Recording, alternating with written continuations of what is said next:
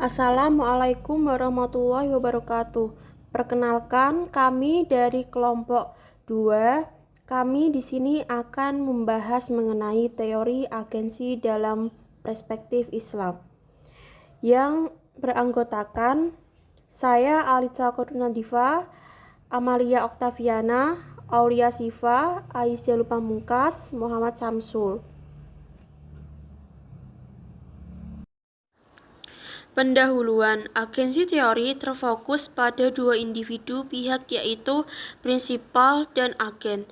Prinsipal didefinisikan sebagai pihak yang memberikan mandat kepada pihak lain, yang disebut agen. Untuk dapat bertindak atas nama agen tersebut, agen sebagai pihak yang diberi amanah untuk menjalankan dana dari pihak pemilik, harus mempertanggungjawabkan apa yang telah diamanahkan.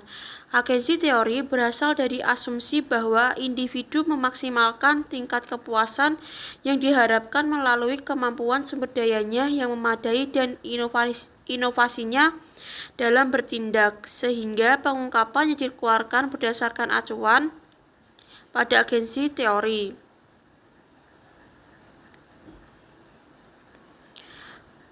Pada agensi teori merupakan sebagian dari manfaat yang diharapkan oleh individu dengan suatu tindakan tertentu. Materi selanjutnya ada tujuan dari teori agensi. Yang pertama, untuk meningkatkan kemampuan individu, baik prinsipal maupun agen, dalam mengevaluasi lingkungan di mana suatu keputusan harus diambil. Yang kedua, untuk mengevaluasi hasil dari keputusan yang telah diambil untuk memudahkan pengalokasian hasil antara prinsipal dan agen sesuai dengan persetujuan dalam kontrak kerja. Kemudian, apa saja sih kekurangan dari teori agensi ini? Yang pertama ada sering terjadinya benturan kepentingan antara prinsipal dan agen. Yang kedua, dapat terjadinya konflik kepentingan antara prinsipal dengan agen. Salah satunya dapat timbul karena adanya kelebihan aliran kas.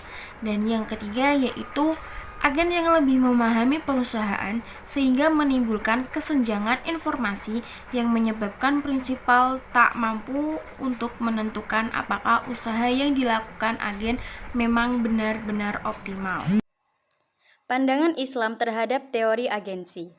Dalam teori keagenan dapat ditemukan beberapa karakteristik antara lain prinsipal dan agen diasumsikan bertindak secara rasional, sama-sama bertujuan memaksimalisasi utilitas atau kepentingan pribadi dan secara umum seakan-akan saling memaksimalkan keuntungan pihak lain, prinsipal agen, dan tidak terdapat perilaku kooperatif kelompok.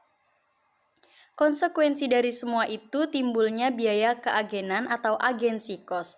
Prinsipal dan agen bertindak secara rasional maksudnya adalah suatu hal yang lazim jika prinsipal bertindak untuk memperoleh keuntungan dari setiap rupiah yang diinvestasikannya dengan cara memaksimalkan monitoring setiap tindakan yang dilakukan oleh agen. Sebaliknya, agen tidak akan melakukan hal yang sebenarnya terbaik yang dimilikinya untuk memberikan keuntungan bagi prinsipal. Namun, apa yang dilakukannya tidak lebih dari bagaimana dia juga bisa memperoleh keuntungan besar dari pengorbanan yang seadanya. Nah, selanjutnya kita akan membahas mengenai kerjasama dalam perspektif Islam atau muamalah tijarah.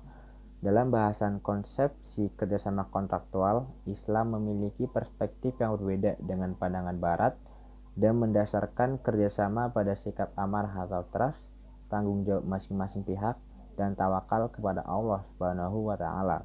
Hal ini jelas bahwa muamalah merupakan dimensi Islam yang lain di samping iman atau tauhid, ibadah atau ubudiyah, kehidupan sosial kemasyarakat atau muasyarat, dan budi pekerti atau akhlak.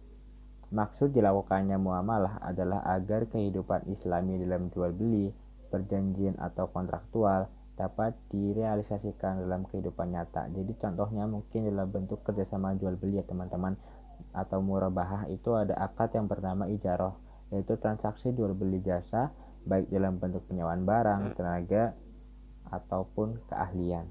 Selanjutnya ada dalil tentang kerjasama yang pertama yaitu dari Quran surat Al-Maidah surah kelima ayat kedua.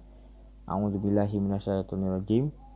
Wa ta'awanu 'alal birri wat taqwa wa la ta'awanu 'alal ismi wal 'udwan yang artinya, dan tolong menolonglah kamu dalam mengerjakan kebajikan dan takwa, dan jangan tolong menolong dalam berbuat dosa dan permusuhan. Perlu diperhatikan bahwa kerjasama dan saling tolong menolong dalam masyarakat tidak hanya terbatas pada pemberian uang dan sedekah kepada para fakir dan miskin, namun merupakan suatu ajaran asli yang bersifat global dan sangat luas, mencakup persoalan kemasyarakatan, hak-hak, akhlak, dan lainnya.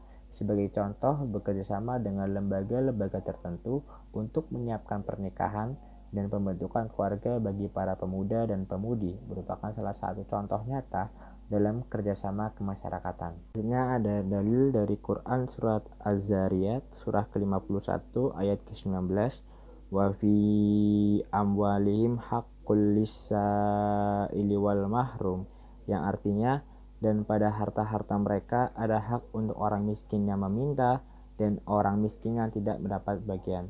Oleh karena itu, apabila bagian dari kekayaan seseorang diberikan kepada orang-orang yang tidak memiliki kemampuan secara ekonomi, pada dasarnya ia telah memberikan bagian dan menunaikan hak mereka. Selanjutnya yaitu dari Quran Surah Al-Hujurat ayat ke-10, innamal mu'minuna ikhwah, yang artinya sesungguhnya orang-orang mukmin adalah bersaudara. Kaum muslimin dari sisi bahwa antara yang satu dengan yang lainnya bersaudara, maka antara yang satu dan yang lainnya harus menjalankan hak untuk menunaikan hak saudaranya yang lain. Berdasarkan uraian di atas, ada beberapa hal yang harus dimiliki kedua belah pihak dalam menjalankan perjanjian kontrak. Yang pertama, mendahulukan tawakal daripada akal nafsu, dan yang kedua adalah memiliki akhlak yang baik. Dalam usaha selalu dihadapkan dalam permasalahan matematis untung dan rugi. Dalam hal ini yang harus diyakini adalah bahwa muamalah dalam Islam bukan masalah untung dan rugi, namun lebih kepada menghidupkan syariat Allah dan mencari ridho Allah seperti firman-Nya. Demikian presentasi dari kelompok 2, saya akhiri. Wassalamualaikum warahmatullahi wabarakatuh.